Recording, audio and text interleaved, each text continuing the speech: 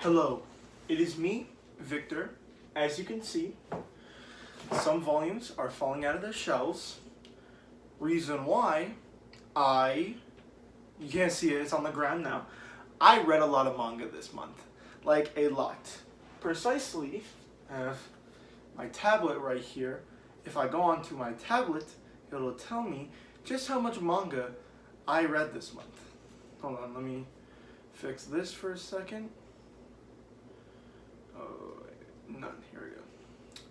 I have a little spreadsheet to tell me how much manga I read every month, so I can create these types of videos for you. Yes, you. So let's just get on with it. And first, we are going to go to my least favorite volume to my most favorite. Well, not volume, series. My least favorite series. This is my most favorite series, or just my favorite series. Yeah, let's just get on with it. In last place, and probably, maybe surprisingly, maybe not surprisingly, is Volume 9 of My Dress Up Darling. This volume sucks. I actually really liked it. I liked it. Let's look at my notes, because I write notes for every volume. I said, okay, anything related to the side characters are boring, but fun. And I stand by that 100%. The volume is very funny. It's a very fun volume, but I realized that, because I like this volume actually a lot more than most of the other volumes, later in the series, like Volume 8 and Volume 7 were a bit boring. Except for Volume 8 with that good moment with Gojo, but I won't get into that. Volume 9 was just a bit boring because it kind of focused on the side characters a little bit, and it's not like I dislike the side characters, I just do not care for them. There's some characters that were introduced in this chapter, in this volume, that I actually really liked. It was the girl who Gojo thought was a guy. She, very cool. I actually really liked her character design. She didn't get much to speak about, but I hope she gets introduced more into the later volumes as a more prevalent character. She's actually one of the side characters I can bear. The one guy who dresses up as a girl who's actually a guy is not a very interesting character. I don't like him. Not because he dresses up as a female, but because his entire character is just, I'm actually a male, guys. And then they're like, what? You're so cute. And then they move on to the next scene. I don't care.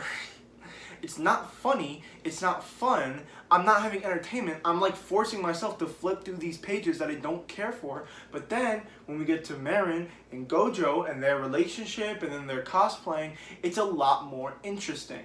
Especially because they're introducing the girl, the really small, tiny girl. They're introducing her, which I actually really liked. So they're reintroducing her. So Volume 10 might be really good.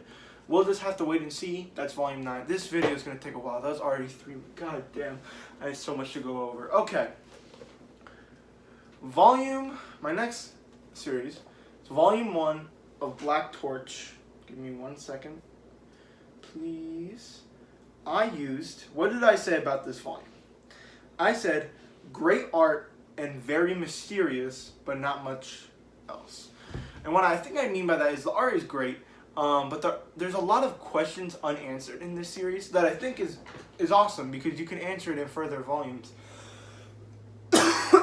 Not everything has to be spoon-fed. Like, why can this guy talk to animals? Why are there demons or yokai or whatever? There's a special agency force. Why are they trying to kill this guy? Why is this? Why can he fuse with a demon? There's a lot of unanswered questions, but it's not much else. There's not a lot of substance to the story, but it's very promising. I can't wait to read the next volumes. Next, after that, is actually 3 volumes of a series, and that is Food Wars, Volume 13, 14, and 15. Now, honestly, Volumes 13 and 14 were fucking boring. I did not care.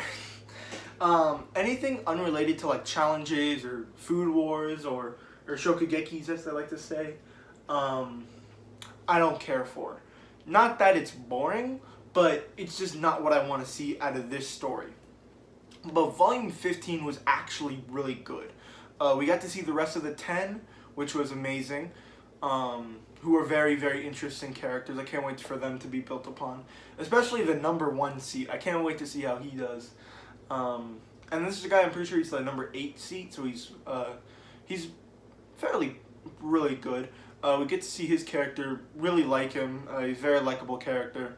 I can't wait to see how he does. I don't think Soma's going to be able to battle this guy, because if he does and he wins, that would just be like a really boring, like Soma's better than one of the 10, and then it's better than the number 8, which means number 9 and 10 we know he can beat, so it's kind of a bit boring. Like, it's like if the main character was going up against the top 10 strongest people in the entire series, and then he just beats number 1, like, easily, and then he goes, oh god, now I gotta beat the rest of the other 9, and it's like, but you already beat number 1, so we know you're more powerful than the rest of the 9.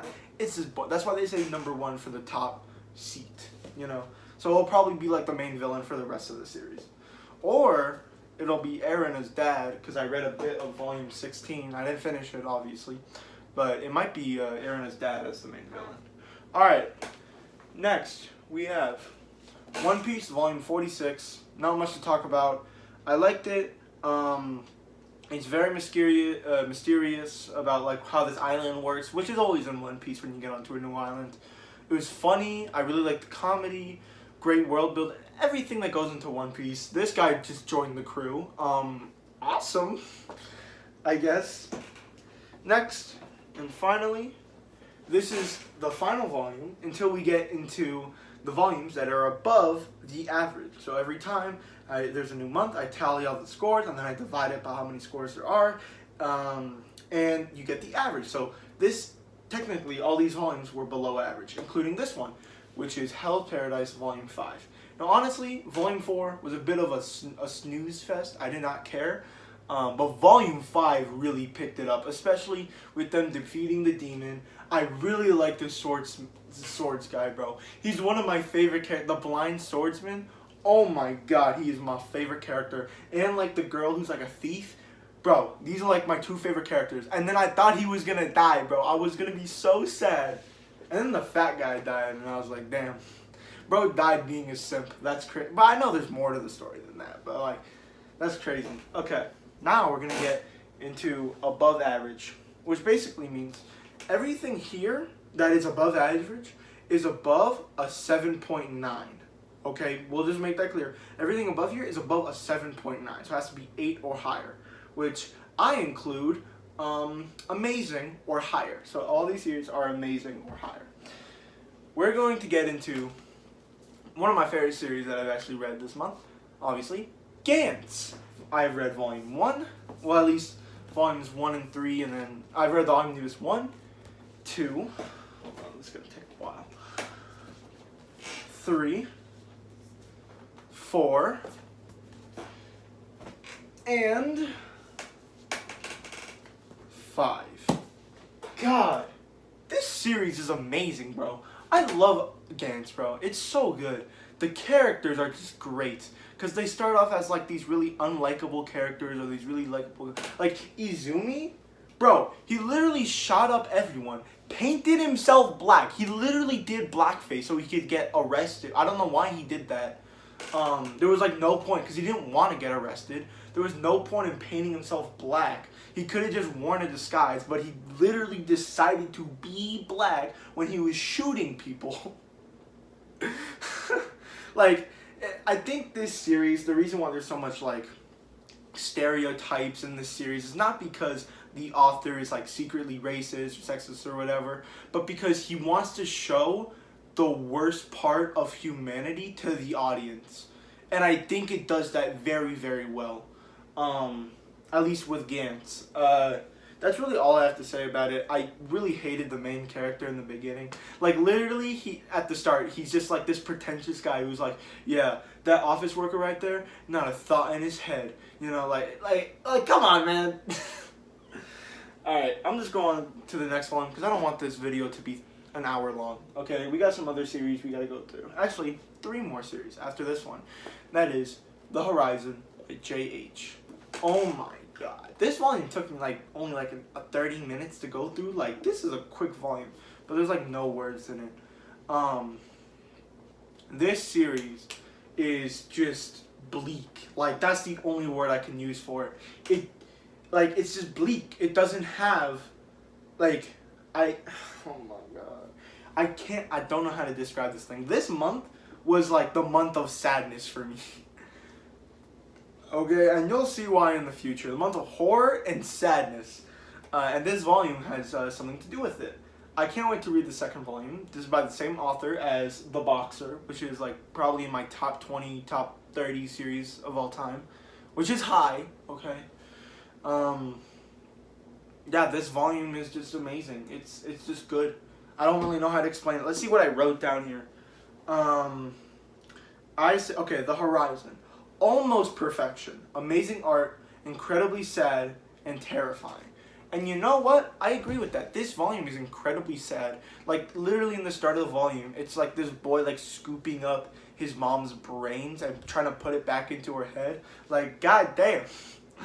And it's a terrifying story because you really see how small the characters are in this. Like, you see the characters, like, really zoomed in, and then it just takes this outside perspective of, like, all these dead bodies on the ground. And it's like, oh my god! These characters are so insignificant and small in this world that it's crazy. And there's a huge cliffhanger by the end, not a huge, but there's a cliffhanger by the end of this volume where it really, like, how are these characters going to get out of this situation? Like, how? And it just seems, so, like, we meet this guy who is just, like, he's just going off instinct. He's like, if he was, like, you know, caveman-like, you know? It's just going off what what humans are, without humanity, go off, you know? Without morality, that's what I mean. And I think it's a great way of picturing, like, childlike innocence, in a way, in real life. Because a child is always going to think of the good in the world. And if you take that away from them, then what are they, you know, as an adult? And I think that shows very well in, like, another series I'm about to come up to. Speaking of very terrifying series, I read Blood on the Tracks this week. I've read volume 1, I've read volume 2, I've read volume 3, I've read volume 4, I've read volume 5. And hold on, I am not done yet, because I have read volume 6, I have read volume 7, I have read volume 8, I have read volume 9, I have read volume 10. And hold on, because I am not done yet, because I have read volume 11, I have read volume 12, and finally, I have read volume 13. And I just mixed up these volumes to all hell. Doesn't matter though. Okay, let me just get I'm just gonna grab this random volume. Volume 5, okay? God, this story, oh my god, this manga is amazing. It perfectly, like, entails, like, I don't even know how to, hold on, I need to get the tablet out, man. I need to get the tablet out. This is how I know what I'm talking about, okay? Here we go. Blood on the Tracks, absolutely amazing. Creepy and strangely realistic. Which, yes, is what I agree with. This series is very realistic. There is no, what the heck? Hold on. Okay, no. Alright. There is no, there's no, like, mystical events. There's no superpowers. This is literally a story about a boy and his mom. And the fact that this boy just gets his life ruined and ruined and ruined, and there is not one happy moment. Like, I was so happy for the boy and his, like, middle school girlfriend, and then they started, like, having, like, sex, and I'm like, no, please don't do this. And then he, like, leaves to go back to his mom, and then he starts just, like, defending his mom about killing his cousin, and then his, like, why did this mangaka do this? Like, why? This sucks. I don't want to read, like, it's so compelling. Every single volume has a cliffhanger. I didn't even know you could do that. Every single volume has a cliffhanger, okay? Every single one. And I always had to, like, I literally, like, I got the first 5 volumes. I read them in a day, and then I was just like, I need to read more. I need to read more. So I went to Barnes & Noble, and I bought, I think it was 9, 10, 11, 12. And then I went to Barnes & Noble again, and I bought 13, 7, and 8. And then I was like, I don't have volume 6. I don't have volume 6. So I bought it on Amazon for extra money than it's actually worth. Okay? For like money that, like, this volume, okay, how much is this volume? $12.95. I bought this volume for $15. Okay? I literally spent more money than retail price to know what happens in this series. I was literally thinking of just skipping volume 6 and going on to volume 7. Like going 1, 2, 3, 4, 5, 7, like reading volume 7 without reading volume 6. That's how much I wanted to know what happened. And wait, what happened at the end of this volume? Oh, I know what happened at the end of this volume. I'm not going to say it though, because I would literally be taken off this platform. Okay? Well, actually, I've already said it, alright? Oh my god. And then volume 13 ends on a really big cliffhanger with Fukishi and the main guy, I forgot his name, because I only care about Fukishi. She's like my favorite character in all of manga, apparently. Like, they meet each other as adults, and I'm just like, I have to know what happens next. And I'm pretty sure the next volume is the final volume. So, like, what am I supposed to do? Alright. Let's just move on to the next series and be done with it. So, let's move on to some more happier, series. Some more, like, series that are just more happy, more upbeat, something that is not as realistic, Let's just move on to a little series that is not very popular around the world that I like to call, and the manga likes to call, and everyone likes to call, Goodnight Poon Poon. So I read Volume 2, Volume 3, actually, I just released a video on it, so go watch it. It's literally just me updating, like, just really making a video and updating on where I am at the series. I've also read Volume 4. Volume 5. I think you know where I'm going with this. Oh wait, that volume is for another day? Well, not for another day, in like 3 minutes. Volume 6 and Volume 7. I'm not going to go into detail about this because I made a review on it, okay? Go watch the review. I am not going to explain my feelings to this manga. Go watch that video. I do not, like, what do I even say? This manga is fantastic. Honestly, okay, I'll go with my cons a bit. During the manga, I was kind of bored, okay? The storyline with the Good Vibrations guy and the Pegasus and the other guys and Shimizu and the other kid, I did not care for. It was very fun, but there was a lot of dialogue-heavy moments that I really just, like, how am I supposed to get interested in that? I'm just not interested. And the main Pegasus guy just talks nonsense throughout the entire thing. So I'm just not interested, okay? Yeah, so I'm just not interested in that.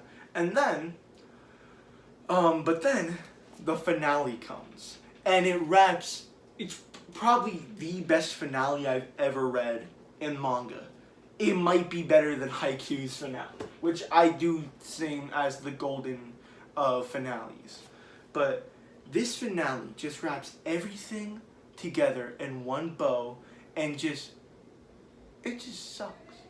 So, Goodnight Poon Poon, and we're gonna do one more volume. I have to go very quickly. Alice in Borderland Volume 6, fucking masterpiece, literally not bored throughout this entire thing. Okay, I need to go very quickly. So yeah, Alice in Borderland Volume 6 was my favorite volume of this month. Please go watch this video. Yeah, I'll probably read more manga next month. Bye!